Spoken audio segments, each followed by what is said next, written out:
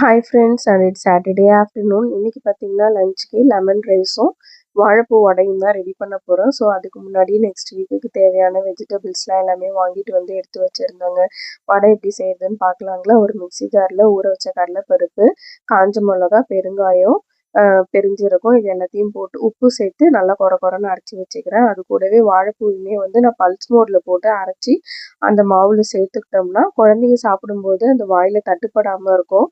அது கூடவே கொஞ்சமாக வெங்காயம் அதையுமே ஆட் பண்ணி வடையை நல்லா சூடான எண்ணெயில் போட்டு எடுத்தோம்னா சூப்பரான வாழைப்பூ வடை ரெடி ஆகிடும். வாழைப்பூவை அப்படியே சமைச்சு கொடுத்தோம்னா நம்ம குழந்தைங்க சாப்பிட மாட்டாங்க. ஸோ இந்த மாதிரி எதுலையாச்சும் கலந்து கொடுத்தோம்னா அவங்களுக்கே தெரியாமல் அவங்க சாப்பிடுவாங்க.